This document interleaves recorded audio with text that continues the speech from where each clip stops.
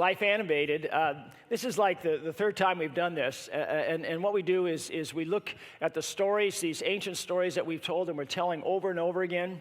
And we see in them kind of glimpses into our souls, into our hearts, into those struggles that we have. In fact, I wrote this paragraph when we first did these, and I think it kind of says it better than maybe I can just speak it. It says, our lives are made up of stories. You ever thought of that? That's how we live our lives. They're made up of stories. Perhaps this is why we are storytellers, and maybe that's why Jesus at one point only spoke to us in stories, because stories touch our hearts. Right? It communicate in a way that just prose can't do that. So perhaps this is why we are storytellers. Books and plays and musicals and films, Aesop's fables, ancient Greek tragedy, Shakespeare. Seems that humankind has always had a need to tell stories. Stories are meant to explain our existence. They're meant to look at the mystery of our lives, the things we struggle with. They're like a window into the soul. They point to a voice within each of us that whispers to us of a backstory, a greater story, a hope that things can be different, if you will, behind our stories, which somehow intersects with our individual stories to make sense of our lives. We tell stories to try to make sense of our lives, and it all points finally to what God gives us in Jesus, the greatest story ever told, the great true story of God. Today we do Beauty and the Beast, and this is an absolute classic. It's an absolute classic. The theme song has these words in it: tale as old as time, song as old as rhyme, Beauty and the Beast. And as I went through this film, it struck me again and again that the story that this film is telling is as old as time, and we just tell it in different ways over and over again. Watch. So the story begins. The prince had everything he could possibly want. Everything was provided for him. Everything and anything that he needed to be happy. He had it all. And then he made a choice to turn away from it. And then not only himself, but everything he was master over became cursed. He became a caricature of himself. And there was no way out. It was his fault. And he couldn't fix it. The story goes, there was one way out. There was the way of love. He would need to love and to be loved. And yet he dwelled in this hopelessness. And there was a time limit to it. He only had so much time to break the curse before it was too late. Do you recognize that story at all? It's astounded me when I first saw this film again. I mean, I watched it with my kids, and we had a great time. I love the music. I love all those things. Then I sat down and looked at it for what we're going to do today, and I thought, wow, man, that's amazing. It seems like embedded deep within the human soul, our psyche, is this story of God. We know that things aren't right. We all seem to know we're under a curse. We tell it over and over again. And it's just the story that God tells. Look at this verse here from Genesis. Let me kind of set this up for you, okay? God has given to Adam and Eve this perfect world. They have everything their hearts could ever desire. They have perfect relationship with God and with one another. And they make a choice to turn away from it. It is their fault and nobody else's fault. And God comes to Adam and he says, cursed is the ground because of you. So everything that Adam and Eve are masters over is now cursed. In the New Testament, there's a verse that says that creation groans to be released from the curse. Cursed is the ground because of you. Through painful toil you will eat of it all your days. Thorns and thistles and hardships and brokenness. Can you relate to that?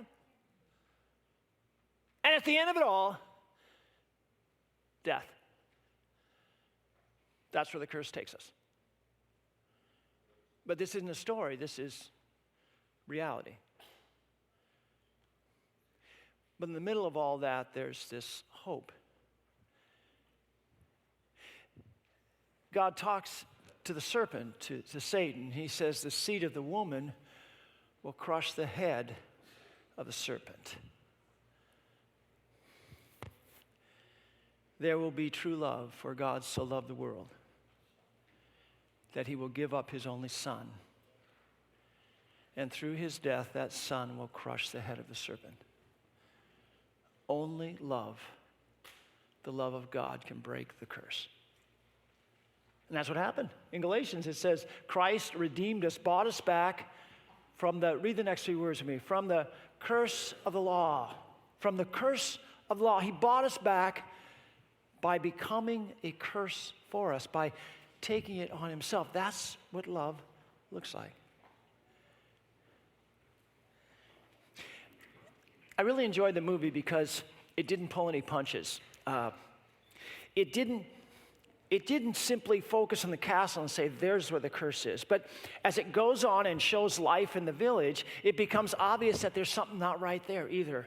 That some kind of curse is on everyone. Watch. So did you catch what she was singing? There must be more than this provincial life. There's got to be more than life than this, man. I mean, everything looks happy, doesn't it? Everybody's dancing around, and oh, this is just wonderful. In the middle of all that, there's got to be more to life than this. Have you ever been there? And in the middle, and through all of it, weaved together, you have the people who are judgmental of her, and you have the little hint of sexual sin, and we laugh, right? And as it goes on, it paints a picture of this guy named Gaston. The boy's got everything. He's the biggest, strongest, baddest dude there, right? And yet, the curse has got a hold of him, too. He thinks life is all about himself. And Belle's the prettiest girl in town, so he wants to own her. And when she turns him down for marriage, he becomes evil embodied. And he begins to do horrible things. On the surface, it may seem that everything is happy and healthy in this little village. But they live in a curse as well. And Belle, there's got to be more to life than this. Isn't that amazing that in a children's film, you have that kind of sentiment? It's the longing of the human soul. We make our lives only the stuff that's around us, and we make it about ourselves, and we say, God, there's got to be more than this. And there is, but we don't know where to find it. The story goes on. Belle's father's an inventor, and his latest invention, he's going to show it off at a fair, and so he puts it in the wagon, and he goes to do that, and he gets lost, and he gets lost on the grounds of the beast's castle, and the wolves chase him, and he runs into the castle looking for some help, and of course the beast is in this emptiness, in this despair, in this hopelessness, in this anger. The beast has completely cut himself off from everyone and anything else. That's what we do, right, in our hopelessness. And all we do is strike out then. So he takes the father and he throws him in the dungeon. And when he doesn't come back, Belle is coming to look for him.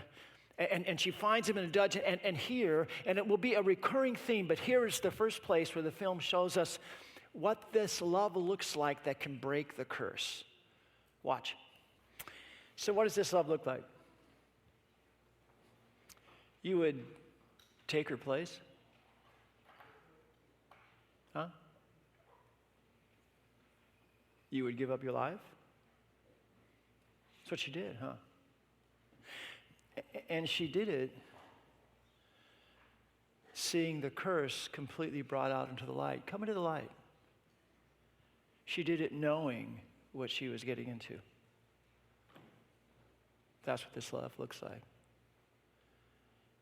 That one would lay down his life for another. Kind of reminds you about what Jesus says, doesn't it? Greater love has no one than this, that he laid down his life for his friends.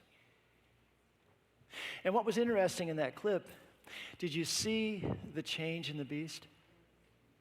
Even in the way he said, you would lay down, you would take his place? Did you notice that? You would take his place? And then his facial expression softens almost immediately, right?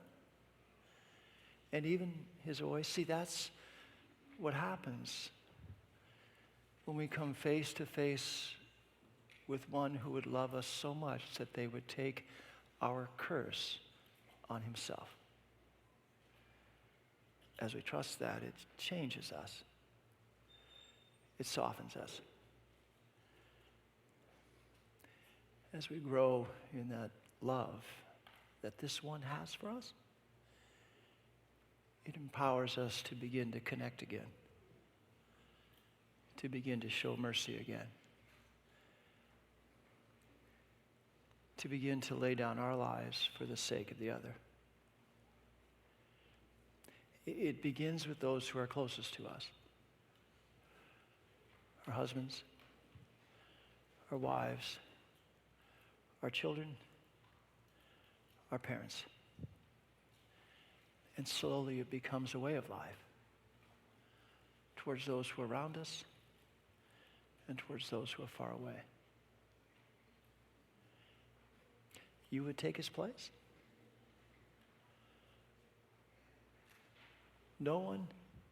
There's no greater love than this, that he laid down his life for his friends. Jesus took our place. In that we are free and we are restored to show that love to another. It's astounding. This theme, the film hits on again and again and again. I mean, you saw it buried between Belle and her father even. Her father said, no, my life is over, take me. You see it when Belle escapes. She thinks she's going to escape, and in the snow, the wolves attack her, and it means sure death. And the beast runs out to rescue her. He already loves her. He doesn't even know it, but he loves her. And he runs out, and he's willing to fight this pack of wolves, and he finally beats them away, but in so doing, he's so beaten and bloodied that he passes out in the snow. He's willing to give up his life for her. And now she has a chance to escape. The beast is passed out. Her horse is here. She even takes a step towards the horse, but she can't do it. She gives up her life again. She takes the curse on herself again. She puts him on the horse and brings him back and cares for him.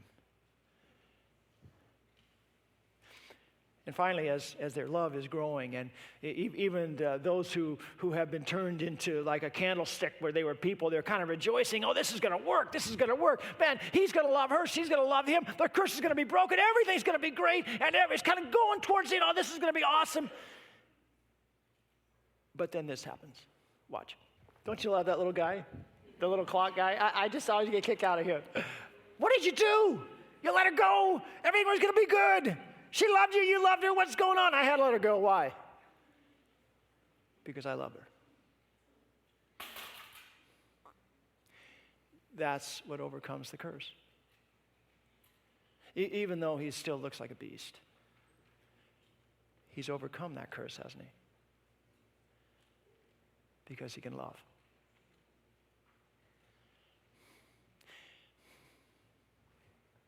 Even though we still look like beasts sometimes,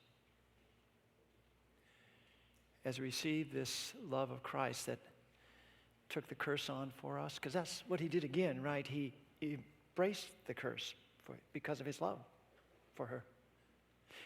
Even as that touches us, even though it hasn't all come to fruition, we can have victory over the curse as we learn to love as the one who has loved us.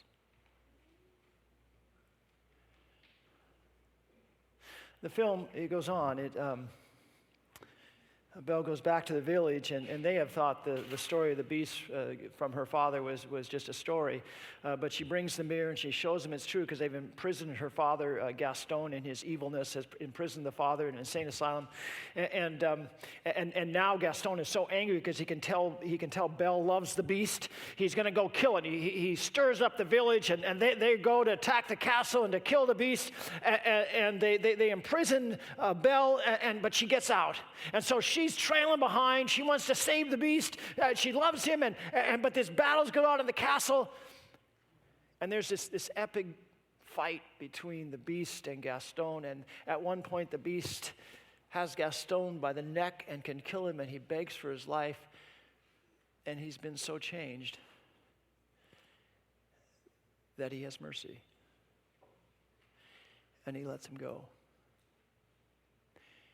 And Belle arrives back, and they come together. But there's a surprise. Watch. You know, I can't make this stuff up. It's as if God, when I first saw this movie, it's as if have you ever done the T-ball when your kids are real small, right? They put the ball on the tee so you can't miss it, right? That's kind of what I felt with this movie. Just go here with me a second, all right? So the incarnate evil, he thinks he's completely won by killing the beast, but in that very act, he is totally and completely destroyed as he falls. There was an ancient Christian, I think it's Chrysostom, you don't know his name, about 300 AD, okay? And he wrote this ancient Eastern hymn. And he talked about how all of the hordes of hell rejoiced because they thought they had the victory when they had murdered Christ on the cross. They rejoiced. But then he says, but short was their rejoicing. Because in that very act, they were completely destroyed, utterly, utterly defeated. You can't miss it there, can you? And then there's the resurrection. It breaks all the rules. Did you think about that? The dude was dead, man. Dead people don't rise. In the story they did. And in the story of God that touches our lives, that's absolutely true. He did. And it breaks all the rules. But that's the power of the love of Christ.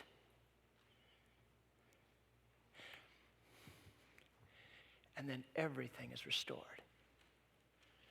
All that was cursed was made new. It's the picture that we get in the book of Revelation that we read. The Garden of Eden restored, even greater. That restoration is beginning right now in you and me and the ongoing work of Jesus and as we join him in that. But it's like the pause in the movie, though. He's remade, he's resurrected. They're together, and there's a pause, and then the final restoration is what we wait for. When Jesus comes in all of his glory, that's what it's going to be. That's what we wait for. I can't make this up. Why do we put this stuff in our stories? It's like this hope is buried deep within us. Tale as old as time, song as old as rhyme. Beauty and the Beast. Jesus is the beautiful one from eternity who took on the curse, became the beast for us on the cross, one that no one would look at because he was so beaten and so horribly condemned. We are the ones who were the beast. The curse was on our head. And because he took that curse on himself, we have become the beautiful ones, the bride of Christ. It's interesting to me, as we look at the stories we tell over and over again, we get so close to the story of God. And it's like it's a longing inside of us. And it comes out, especially our great needs and our knowing that things are broken and looking for help and knowing that somehow love is the key, all these things. But no matter what stories we tell, we come so close, but we never hit this thing called grace on its head. We always veer off just a little bit. Grace is undeserved love. In this movie, Beauty and the Beast, right in the beginning, what does it say? It says that you're going to have to do something now, pal. You're going to have to learn to love just as you are loved. You got to jump through a hoop. You got to achieve something. But the real story, the true story, is grace. Jesus does it all for us and offers it to us as a free gift. Oh, it changes us because it changes our very soul. We become brand new people. We are restored and renewed again. We're like the beast that says, you would take my place? And that changes us so that we can begin to love as Jesus does. But it never depends on what we do. It's always a gift of grace. It's the one thing that all of our stories seem to miss. But that's the story, the true story of God for you. For love, the love of Christ, never fails. Not even death could overcome it. So this week, where has the curse of sin left you in hopelessness and lovelessness? Where crying out that there must be more to life than this? Right in this place, receive anew by faith the victorious, overwhelming love of Christ and live anew in his love. For here, to this true love story of God for you, is where all the longings of all our stories are met. For the love of Christ never fails. And may God's Spirit strengthen you in that reality this week and empower you to live in it. Amen.